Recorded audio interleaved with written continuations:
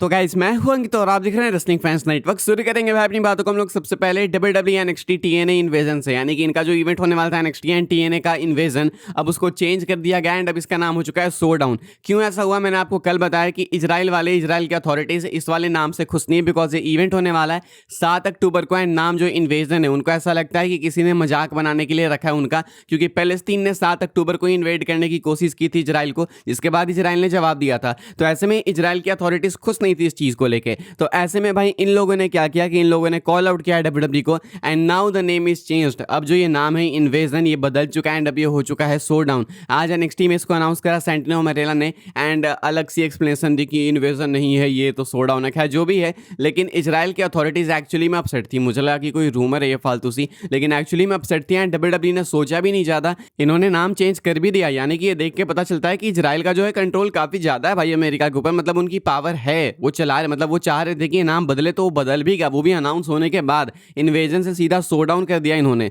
तो ऐसे पता चलता है भाई कि इजराइल की चलती तो है इधर एंड WWE वाले ज्यादा अगेंस्ट जाना नहीं चाहेंगे। तो किसी दिन अगर इजराइल ने बोल दिया ना कि ये जो तुम्हारे रेसलर्स हैं सेमी जन जैसे, ये जो भी इसका नाम है, ये ऐसे पैंट वैंट पहन के आ रहे हैं इनको हटाओ, तो भाई हटा भी देंगे फिर WWE वाले। क्योंकि बात है कि इजराइल के जो रिलेशन है वो अमेरिका के साथ फार बेटर है, डोनाल्ड ट्रंप के साथ फार बेटर है एंड ट्रंप आपको मालूम है भाई कि WWE के कितने ज्यादा क्लोज हैं। तो चीजें काफी सेंस बनाती है कि हाँ, इसलिए WWE वाले अपने रिलेशंस नहीं खराब करना चाहते होंगे। एंड मुझे लगता नहीं कि किसी ने इन्वेजन ऐसा सोच समझ के नाम रखा था, लेकिन अगर रखा था तो एक मिस्टेक थी एंड बहुत ही मेजर ब्लंडर है, बिकॉज इजराइल जब चाहे तो भी कुछ चेंज करा सकता है WWE में। तो ये हमने अभी सामने से देख लिया भाई एंड ये देख के थोड़ा सेमीजन वगैरह को अलर्ट हो जाना चाहिए कि ये जो करते रहते हैं अपना एजेंडा पुश, वो कभी भी हो सकता है भाई कि उन पर ही उल्टा भारी पड़ जाए, क्योंकि इजराइल के नज़रों में आ गए तो प्रॉब्लम हो जाएगी। आगे बढ़ते हैं भाई, हम लोग बात करते हैं अगली स्टोरी के बारे में, जो कि Cody Rhodes and Randy Orton को लेके। तो भाई कोडी एंड ऑर्टन टीम अप करने वाले हैं फ्राइडे नाइट स्मैकडाउन में। ये जो इस हफ्ते का स्मैकडाउन होने वाला है, यहाँ पे कोडी एंड ऑर्टन का टीम अप होने वाला है।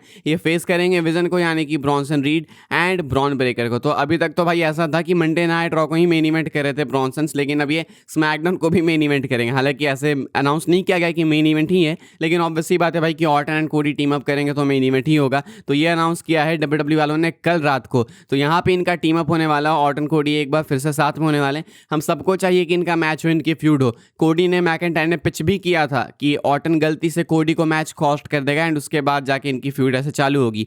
WWE इन दोनों को करीब लेके आई है कि यहाँ पे मैच के बीच में हमें डिसएग्रीमेंट्स देखने को मिल सकती है। क्या हो सकता है कि ऑर्टन के कारण कोडी हार जाए या कोडी के कारण ऑर्टन हार जाए, जिस कारण से इनके बीच में डिसएग्रीमेंट हो एंड इसके बाद एक कहानी इनकी चालू हो। पॉसिबली यस, बिकॉज हो सकता है कि WWE वाले चाहें कि विजन यहाँ पे जीते, क्योंकि विजन भी WWE के नज़रों में काफ़ी इंपॉर्टेंट है एंड वो ब्रॉन ब्रेकर ब्रॉन्सन रीड को पुश देना चाहते हैं। तो पॉसिबल हो सकता है ये। तो कल नहीं सॉरी स्मैकडाउन में इंटरेस्टिंग होगा देखना कि आखिर कोडी एंड ऑर्टन का ये जो टीम अप है वो कैसे वर्क करने वाला है। आगे बढ़ते हैं गाइस, हम लोग बात करते हैं अगली स्टोरी के बारे में। तो भाई जॉन सीना का आखिरी मैच अनाउंस हो गया 13 दिसंबर के लिए।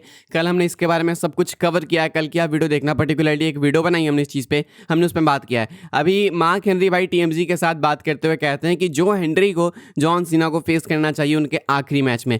Mark Henry believes Joe Henry should be John Cena's final opponent for his retirement match and that Cena should put over Henry if he truly wants to give back to the business. कहते हैं mark Henry कि जो Henry को ना actually में John Cena का आखिरी opponent होना चाहिए, लास्ट अपोनेंट होना चाहिए एंड जॉन सीना को अपने इस मैच में हारना चाहिए एंड जो हेनरी को ओवर करना चाहिए, पुश करना चाहिए, ताकि जॉन सीना लौटा पाए वापस जो कि इन्होंने इस बिजनेस से लिया। यानी कि बेसिकली जो हेनरी को ये ओवर करके जो हेनरी को जॉन सीना लेवल का बनाएंगे, ऐसा इनका कहना है। भाई ये लेजेंड्स इतना स्टूपिड कैसे सोच लेते हैं भाई। पहले तो तुम सोच रहे हो कि जो हेनरी अपोनेंट होने चाहिए, उसके बाद तुम ये भी कहते हो कि जॉन सीना इससे हारे भी, तो फिर जॉन सीना तो मूर्ख है। मतलब सबसे बेवकूफ़ यहाँ पे अगर कोई है तो वो जॉन सीना ही है कि एक तो अपना आखिरी मैच वो दिसंबर में रसल कर रहे हैं, ऊपर से ये पेपर व्यू नहीं है, ऊपर से अपोनेंट जो हेनरी, ऊपर से यहाँ पे हारना भी है। तो सबसे मूर्ख यहाँ पे जॉन सीना ही है। मतलब कोई बंदा सामने से बोलता नहीं है कि मुझे ये चाहिए वो चाहिए, इसका मतलब ये थोड़ी है भाई कि तुम उसे हमेशा गलत ही बुक करते रहोगे। हालांकि I believe I have faith in triple H की इतना मैसिव ब्लंडर तो नहीं करेंगे। एट द फर्स्ट प्लेस ये नाम जो हेनरी आना ही नहीं चाहिए किसी के दिमाग में। अगर ऑनेस्टली कोई डिजर्व करता है जॉन सीना को आखिरी मैच में फेस करना तो वो लेजेंड्स है, मतलब कोई पुराना लेजेंड हो, यानी तो अभी का ही जो एक्टिव लेजेंड हो वो हो, लाइक रैंडी ऑर्टन जैसे names, Cody Rhodes, Roman Reigns, Lesnar जैसे नेम्स, ये होने चाहिए। लेकिन ये तो आपने पहले कर दिया, तो अब ऐसे में किसी को डालना भी है तो गुंथर या मैकेंटायर होने चाहिए, या तो उस लेवल का कोई होना चाहिए। ये जो हेनरी, कोफी किंगस्टन एंड ये इंटरनेट के सुपरस्टार्स कार्मेलो हेस, ये सब नहीं होने चाहिए भाई। ये सब चीज़ इंटरनेट पे ही अच्छी लगती है, इंटरनेट तक ही रखो। इसको टीवी पे लाओगे तो फिर दिमाग खराब होता है फालतू का, एंड लगता है कि कंपनी को एक्चुअल प्रोफेशनल्स नहीं बल्कि कोई मार्क चला रहा है। आगे बढ़ते हैं, हम लोग बात करते हैं मंडे नाइट रॉ के बारे में। तो भाई देखो, डब्ल्यूडब्ल्यू वाले नेटफ्लिक्स पे गए एंड पहले एपिसोड के लिए इन्होंने व्यूअरशिप एक्सपेक्ट करी थी 60 मिलियन, नहीं तो 70 मिलियन, इतनी इन्होंने एक्सपेक्ट करी थी। व्यूअरशिप आई कितनी थी भाई, वर्ल्ड वाइड मिला के कुछ 5 मिलियन गई थी, वर्ल्ड वाइड, दुनिया भर की। अब ऐसे में भाई इतना टाइम बीत गया, साल के एंड में हम लोग आ गए, अब नेटफ्लिक्स पे क्या व्यूअरशिप आ रही है जरा एक बार देख लेते हैं। Netflix just reveal that last weeks Monday night Raw episode drew 2.3 million viewers. This is the lowest rated episode of Raw since the show move to Netflix. कहा जा रहा है कि ये जो आखिरी एपिसोड हुआ 22 सितंबर वाला मंडे नाइट रॉ का, आखिरी मतलब ये पिछला वाला नहीं, पिछले की बात करी, क्योंकि एक पिछला एपिसोड ये बताते हैं, इतना जल्दी अपडेट नहीं करते हैं। तो ये जो एपिसोड हुआ 22 सितंबर वाला, इसके लिए व्यूअरशिप आई 2.3 मिलियन, एंड ये लोवेस्ट रेटेड एपिसोड है मंडे नाइट रॉ का नेटफ्लिक्स के ऊपर। 2.3 मिलियन भाई, इतना बहुत अच्छा कभी कर लेते थे तो ये पहुंच जाते थे फॉक्स पे स्मैकडाउन को लेके, लेकिन नेटफ्लिक्स पे होके जहां पे इतनी ऑडियंस, आपने 70 मिलियन व्यूअरशिप एक्सपेक्ट की थी, वहां पे भी 2.3 मिलियन आ रहा है। तो इसका मतलब ये नहीं है कि आप कोई नई ऑडियंस लेके आए हो, इसका मतलब ये है कि आप फेल हो चुके हो, आप जो भी करना चाह रहे थे उसमें, एंड आपका प्रोडक्ट घटिया है, आपके चैंपियंस बेकार हैं, देखने लायक नहीं है, इसी कारण से कोई देखना नहीं चाहता। एंड 2.3 मिलियन व्यूअरशिप सिर्फ अमेरिका की नहीं है, यूएसए की नहीं है, ये वर्ल्ड वाइड बात कर रहे हैं हम लोग, वर्ल्ड वाइड। समझ रहे हो तुम, नेटफ्लिक्स में हर जगह से लोग देखते हैं ना भाई WWE, Monday night Raw specially, तो इसके लिए वर्ल्ड वाइड बात की जा रही है। And world wide 2.3 million viewership तुमको नहीं लगता कि बहुत ही ज़्यादा खराब है, मतलब बहुत ही घटिया है? तो डब्ल्यूडब्ल्यू को कुछ करना चाहिए, क्योंकि इतना घटिया प्रोडक्ट दोगे तो ऑब्वियसली कोई नहीं देखेगा। लाइक तुम पिछला एपिसोड देख लो, उसके पिछला एपिसोड देख लो, उसके पिछला एपिसोड देख लो, तीनों में तुमको कोई अंतर नहीं दिखेगा, it's the same freaking episode, and तुमको लगेगा कि सेम एपिसोड ही रिपीट हो रहा है। चाहे रोमन का रिटर्न हो, वो हर बार सेम तरीके से ही रिपीट होता है।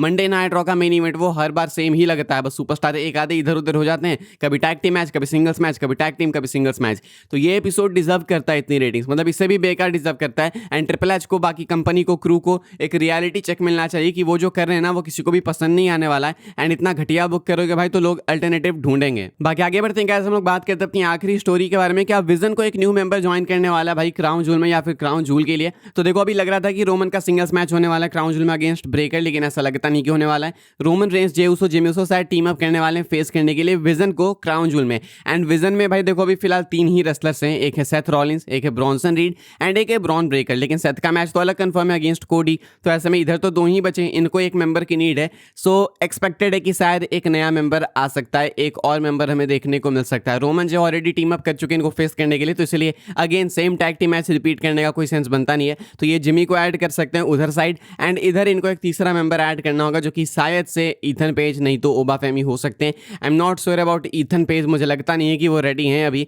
लेकिन ओबा फेमी अपनी टाइटल हार भी चुके हैं एंड लोगों को लगता है कि वो जल्दी ही आएंगे मेन रोस्टर पे, तो शायद वो आके क्या पता विजन एक्चुअली ज्वाइन भी कर ले। किसी ने कमेंट में बोला भी था, लेकिन मुझे बिलीव नहीं हुआ था, लेकिन शायद सेंस बनता भी है। तो क्या आप ये देखना चाहोगे भाई कि ओबा फेमी ज्वाइन करे विजन को? कितने मेंबर्स ऐड करते रहोगे भाई, ये क्वेश्चन है कि अगर तुम मेंबर्स ऐड करते रहोगे तो फैक्शन कमजोर नहीं होगी एंड सेम फिर मेन इवेंट रिपीट होते रहेगा। तो क्या लगता है आपको भाई, क्या ओबा फेमी को ज्वाइन करना चाहिए, हाँ या फिर ना, लिख के बताना। लेकिन इंटरेस्टिंग है इनका क्राउन जूल वाला मैच, एग्जैक्टली पता नहीं है कि क्या होने वाला है। फिलहाल भाई इस वाले वीडियो के लिए सारी अपडेट्स थी, आई होप सबको इन्फॉर्मेशन मिली हो तो वीडियो को लाइक कीजिएगा, शेयर कीजिएगा, सब्सक्राइब कीजिएगा चैनल को, ताकि आने वाले टाइम के अंदर आपको और भी सही डब्ल्यूडब्ल्यू की अपडेट्स वगैरह सबसे पहले देखने को, जानने को मिलते रहे। फॉलो कर सकते हैं आप लोग मुझे इंस्टाग्राम एंड ट्विटर पर, लिंक आपको मिलेगा डिस्क्रिप्शन में। ज्वाइन कर सकते हैं व्हाट्सएप चैनल को, उसके भी लिंक डिस्क्रिप्शन में। मिलूंगा मैं आपसे अगले वीडियो में जल्दी ही, तब तक के लिए goodbye, thanks for watching.